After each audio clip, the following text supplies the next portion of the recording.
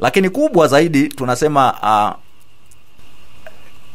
shinikizo la juu la damu lina athari.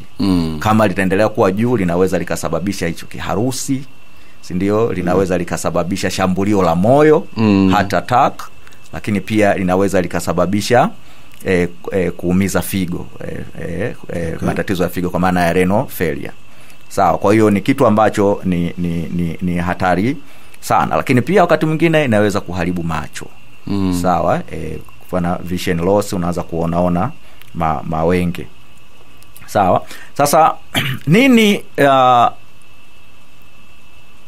dalili ambazo unaweza ukaziona zikakusaidia kujua kwamba hapa naweza inakawa nina tatizo la moyo? Moja, kichwa kinauma sana, very severe headache. Kichwa kinauma sana, kila unakunywa dawa za kutuliza maumivu lakini kichwa bado kiko pale pale. Lakini pia kuona uono kupungua, blood vision. Ukiangalia unaona huoni vizuri.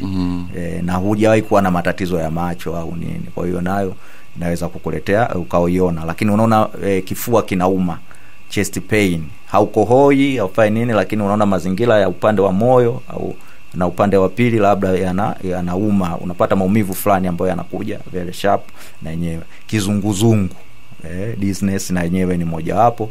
Lakini kingine ni kushindwa kupumua vizuri. Hizo ndio dalili ambazo unaweza ukaanza kuziona na ukasema bwana, hebu nikapime na pressure. Umeona? Kuna wakati mtu anaweza akanyanyuka akapata kizunguzungu akadondoka. Umeona? Au kila ukikaa ukisimama unapata kizunguzungu.